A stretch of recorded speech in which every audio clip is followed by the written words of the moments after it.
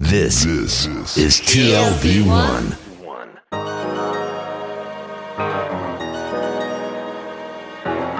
The Tel Aviv Review.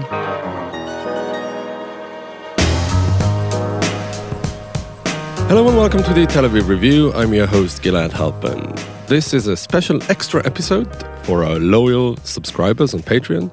And as always, we cannot thank you enough. My guest today is a postdoctoral fellow at Tel Aviv University's Moshe Dayan Center for Middle Eastern and African Studies. He specializes in modern Syria, a country that for the past 6 months has been at a crossroads. Today we will try to unpack the country's history as well as history as it's being made. Dr. Ido Yahel, hello and welcome to the Tel Aviv Review. Hello, thank you for having me. So for the past 14 years, since 2011, President Bashar al-Assad survived extraordinary challenges to his regime. And then in late 2024, when it seemed that the danger had passed, his regime collapsed like a house of cards. Were you surprised when it happened? Or perhaps more pertinently, were you surprised that it didn't happen before? So I was surprised twice. I was surprised that it happened, and I was surprised by how fast it happened. Scholars of Syria knew knew that Julani, I never know, by the way, his name. I know this guy like for 12 years, and only in December I realized that his name is Ahmed al-Shara. Everyone knows him as Julani. That's a new president. The new president of Syria. Yes, the current president, and we'll talk about it. And we knew that he has a very powerful grip in the northwestern sides of Syria, in Idlib, which is a part of Syria, which bordered the Turkish-Syrian border. And we knew that he has a very strong grip there. We knew that he has certain connection with Turkey, but no one really suspected that he will finish the year as the ruler of Damascus. And when the rebellion started in late November, I don't think that anyone would ever assume that in 2.5 weeks, Bashar al-Assad will be in Russia, and Hayat al-Sham, the organization that Ashara leads, will be in control of not all of the country. I believe we'll discuss it later, but will be the strongest organization in the country. So I was surprised twice. If you ask me if I was surprised it didn't happen before, look, the conventional wisdom, everyone agree about it. After the Battle of Aleppo was won, Assad, to be more accurate, Hezbollah and Russia won the Battle of Aleppo for Assad in December 2016. Everyone assumed that this is over and Assad survived. So what happened between 2016 and 2024? What happened then so Ashara, back then he was a Julani, he was managed to establish control in Idlib, in certain part of Idlib, and establish in 2017 the Salvation Government. It was a government. Some people compare it to Hamas in Gaza. So he ran Idlib as a state within a state. And it was protected by the Turks in what was called as the Astana process, some kind of a deconfliction process in Syria that was run by Russia, Iran, and Turkey. Started in Astana, in Kazakhstan. It was the thing that helped him stay in power. There were also the Kurdish autonomy in the north as well. What is called Rojava, the Kurdish name for it is Rojava.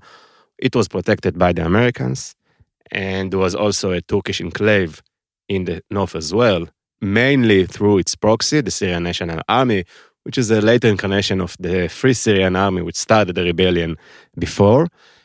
And also there was Turkish presence there, in small numbers compared to today. And Bashar al-Assad governed some parts of the country, but we didn't realize how weak his grip in areas which was quite on the margins, like the south, in Dara, and Sueda, the Druze part of Syria. And in the past year or so, maybe even 2 years, there are certain signs that his grip is starting to lose. So 2024 was the year when ISIS started to lift his head. So since he lost his caliphate in 2018, there was a constant decline. Every year there were less attacks carried out by ISIS. 2024 had more attacks than 2023. And there were also... What accounts for that? It's basically they took time to reorganize. Yes, I think what accounts to that is on the other side of Syria, HTS, Hayat Hasham, if we could call it HTS from now, started also to border Assad. So there were more attacks and some high-quality attacks. There were one, I think it was a suicide attack when HTS was able to kill around 20 soldiers from the Assad army. So he needed to divert his attention to the north. And also we'll talk about the rules in a second, there was also the assumption that because in 2024, it's been so long, but 2024 there was the war between Israel, Gaza, and the entire Shiite axis. So if you remember, at the beginning of 2024, the Shiite militias in Iraq attacked U.S. bases in Syria. The U.S. responded and Shiite militias vacated the area. ISIS is very, very good in filling vacuums. So this is another explanation for it.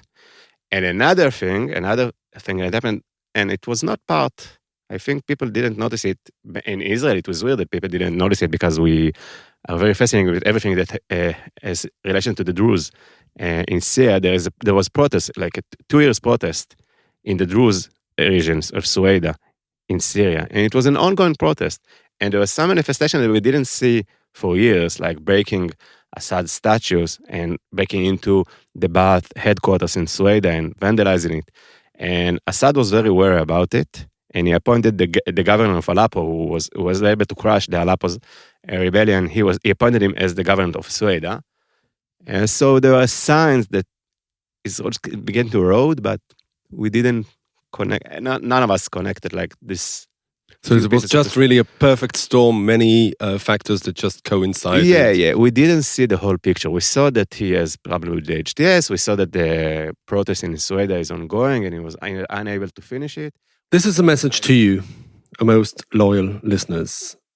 Beginning in 2025, we will be offering special Tel Aviv Review episodes, usually with a stronger connection to the current news cycle. Episodes that are exclusive to Patreon subscribers. Without the ongoing support of our patrons, many of whom really have been with us for months and years, we simply would not be able to sustain the podcast.